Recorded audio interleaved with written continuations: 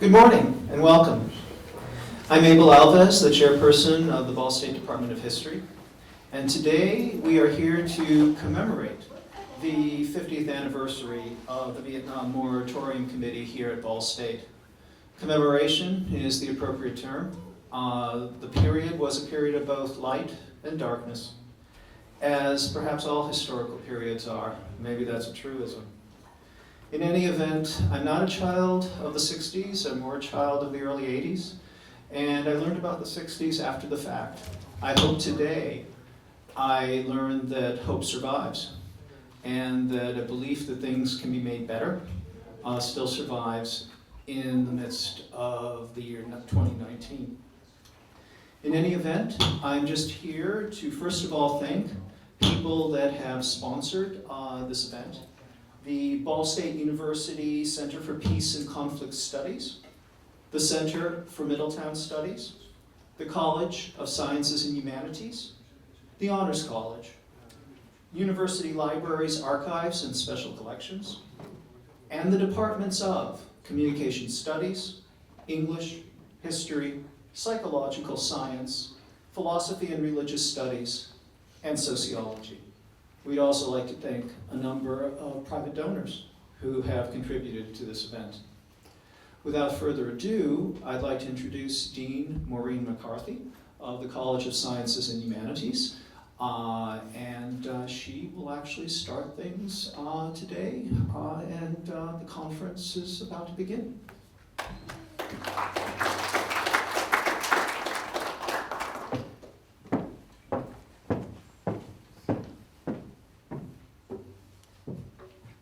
Try not to touch this thing because it seems to be a bit persnickety. So welcome. I have the great privilege of serving as Dean of the College of Sciences and Humanities here at Ball State University, and I want to welcome each of you, students, faculty, alumni, emeriti, staff, and members of the community to today's event. In 1969, a small group of Ball State students organized the Vietnam Moratorium Committee to express their dissent. They added their voices to the swelling opposition to the war on college campuses across the country. The largest protest demonstration in U.S. history took place on October 15, 1969.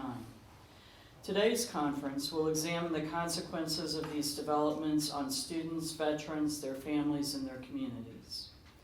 As a co-sponsor, the College of Sciences and Humanities is fulfilling its declared mission to provide an education that empowers our students to learn in the classroom and the community, where they can gain knowledge and experience that help them create meaningful and purposeful lives.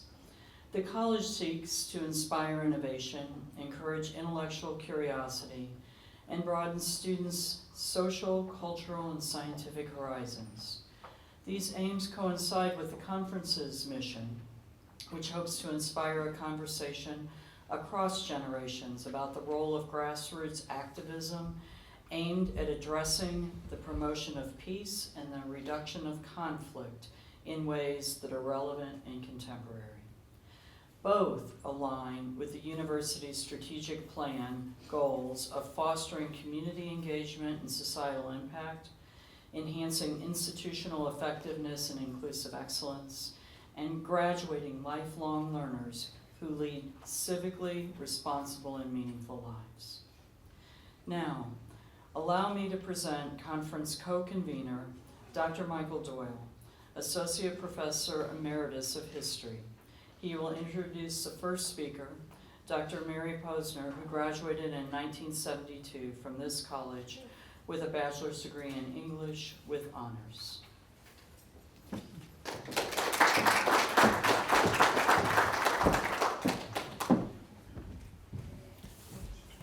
Thank you so much, Dean McCarthy and Professor Abel Alves for opening the conference for us.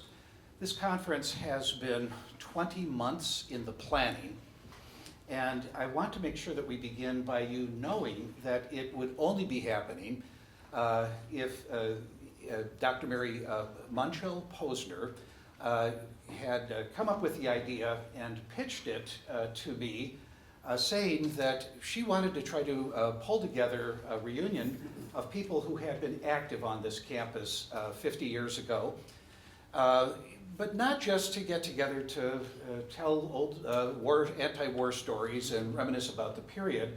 Essentially what they wanted to do was to find a way to make their experiences available to the rising generation of activists on our campus today. So she had the best quip at the reunion last night that we held at the Alumni Center. She said, I'm a clinical psychologist who needed a historian, and I found that in Michael Doyle. But after nearly 2 years of organizing this session, he will need a psychologist when it's all over, and I will find that in her. So it's a closed hydrological loop. Mary, I cannot say enough good about her, but I will say very little right now, except to let you know that she epitomizes the peace activist. She is not somebody who came to this campus in the late 1960s to be involved in anything except getting a bachelor's degree. And if I'm not mistaken, she was sort of casting about for whether it was going to be English or something else. She did minor in psychology, which is what she ended up getting her doctorate at IU in 1978. But in 1969, she was alerted to the fact that all energy was being absorbed into the Vietnam War, both by the drafting of young men of 18 years of age or older, or the students who were on campus, particularly the male students who were subject to the draft, and a lot of questioning about Vietnam. There wasn't really a curriculum on college campuses in 1965 when President Johnson decided to escalate U.S. involvement in support of South Vietnam. And in April of 1965, the first teach-in happened at the University of Michigan in Ann Arbor, and it provided a kind of a template for what college campuses could do to augment the learning that they could not actually get in their formal curriculum. What I like about this example of a grassroots student-run movement for self-education is that it goes back to the very origins of the modern university in the medieval period, when it was the students that organized to rent a hall. Often it was a tavern or a room above a tavern, and they were the ones that hired the faculty. And if they didn't like the faculty, the students fired the faculty and hired others. If they didn't like the drift of things and thought too much power was going to the faculty, they simply went and rented another hall and started over. So at the origins of the idea of the modern university, there were students who were hungry for knowledge that sought out experts who could then come and help them become self-educated. Because ultimately, all of us are self-educated or we're ignorant. The universities play a really important role in showing how to learn more efficiently. We concentrate resources in these places, and we try to find a way for students to become active learners more efficiently, processing knowledge, processing the information they're exposed to into knowledge, which they can turn around and apply in a variety of ways. For those of us in the humanities, we hope that our students take the values of being educated for life with them and apply them in whatever they may do, whether that comes with a paycheck or not. The living of a fulfilling, engaged life is paramount to that part of a university's role. And then there's the role of the faculty and the administration, which in Ball State's case, perhaps 50 years ago, was not exactly aligned with the students who were protesting what was essentially U.S. foreign policy. And they had the audacity of challenging that using the critical thinking skills that they learned in Ball State classrooms. And eventually an accommodation was arrived at where the administration permitted the exercise of free speech, so civil rights and the Bill of Rights did not get suspended at the boundaries of the campus, but found a way for the students to channel their discontent and to educate themselves here. One comment: universities are wildlife preserves for ideas. Sometimes these ideas escape and get into the wild and are not greeted very well by the public at large. But in these sanctuaries, we can talk freely about things that would be anathema in other locations. We hope that our graduates find a way to talk about difficult things among themselves, not only in the classroom and in the residence halls and in the other places where students gather, but when they go outside this wildlife sanctuary, they find a respectful way to represent views that might not be well accepted by the public at large, especially the majority of Americans who do not have a college education and who may not have been assimilated to critical thinking, exchange, and discourse. And because we're at that point in our political life right now that in some ways eerily resembles 50 years ago, this is an excellent time to come back together and take stock of what was happening then and what could possibly be relevant to the current generation of those on campus who are the 18 to 22-year-olds, who themselves are trying to figure out how can we help make the world better through our collective action.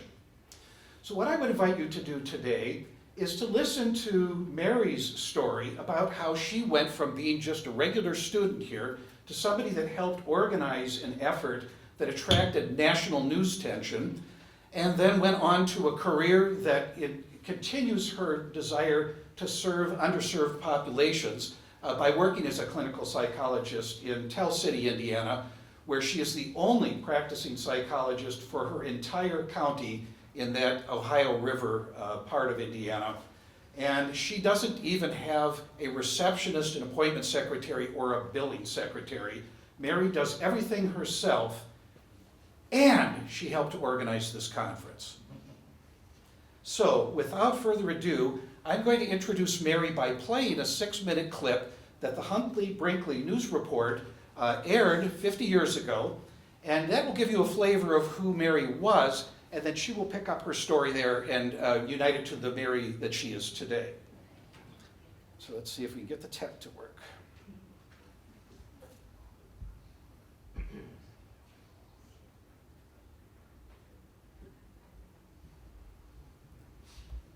In 2 previous reports, we have examined several aspects of Middle America, as President Nixon described it, in Indiana, and as it appears in one Indiana town, Muncie. A 3rd report, and a phenomenon that did not come to Muncie first, but it did come, student protests against the war. They went to Indianapolis to protest President Nixon's appearance. They might not have made this trip in February if the town of Muncie had not fought their anti-Vietnam War demonstrations in November and December. The moratorium group at Ball State University was small, and it had little support. But Muncie tried to fight these young people, most of them from middle-class or conservative families. The result was polarization, an irreconcilable split between the young people and the Muncie establishment. There you go!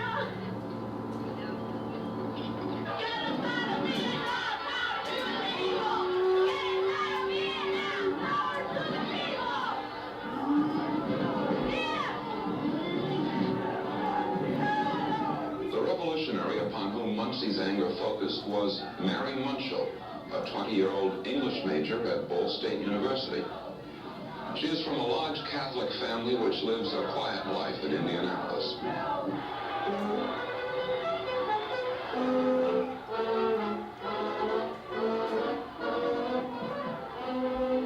I guess if you consider the context of this community, yes, I'm a revolutionary. If you're for peace nowadays, that's being revolutionary, and I think it's a sad comment in our society that is a revolutionary idea, but it seems to be.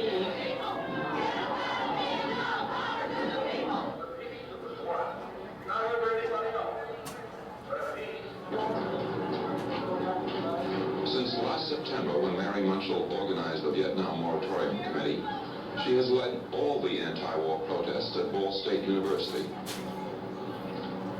In November, Mary Munchell asked permission to hold an anti-war demonstration at Muncie's Courthouse Plaza. veterans groups already had requested the use of the plaza for a patriotic ceremony.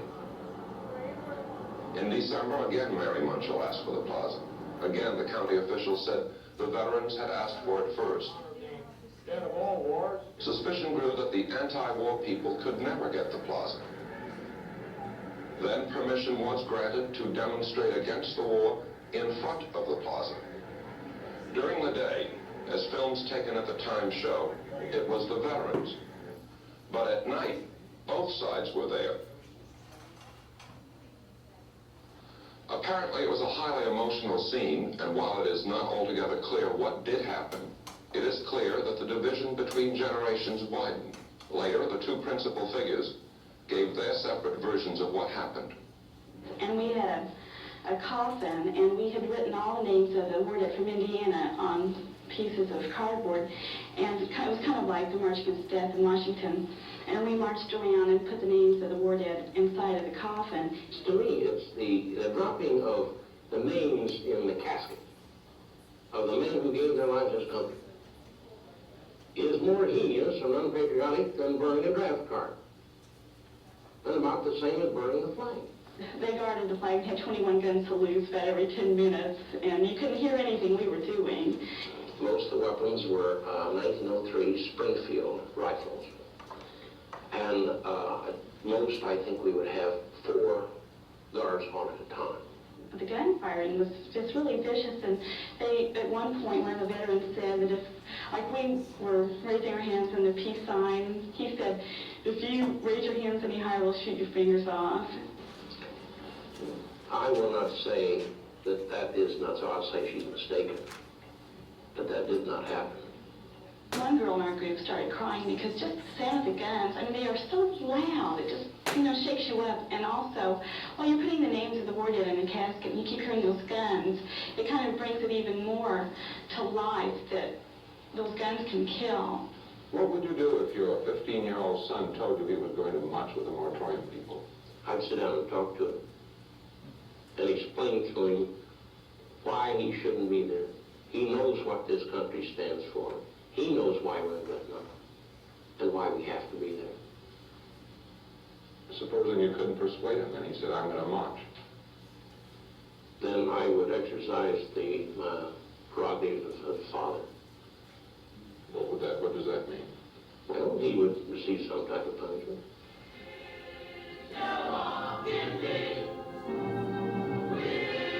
After the December confrontation, Mary Munchell helped Muncie high school students organize their own anti-Vietnam War organization, which they called Students for Peace. In mid-January of this year, the high school group, Mary Munchell and her college moratorium people, and other angry minorities, including some teachers and a considerable number of blacks, joined in a church service. It honored Martin Luther King,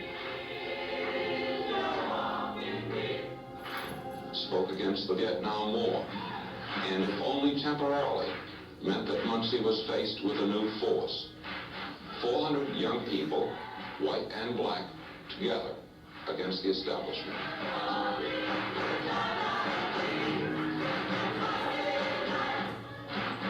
Dean Braylis, NBC News. Good night for NBC News.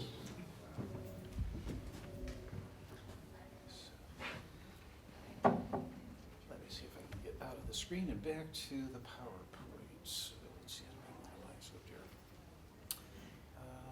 I'm going to need help with this. So is it up here to minimize? And then you go to, oh dear. I'm not sure how you do this. I'm not an Apple user. Do you know? Okay, there we go. What I was just going to mention parenthetically, the Huntley-Brinkley report was one of the first nationwide evening news reports that went to a half an hour right before this report was done. The producer was Shad Northfield, who happened to be somebody who wooed my mother in college, and then he went off to war with my future father and were wounded in the invasion of Germany. So that generation was the World War II vets, and there was a lot of consternation between them and those people among their children for whom they had fought for their freedom to come and tell them that they were opposed to war. So would you please welcome Mary, and she'll take it from here.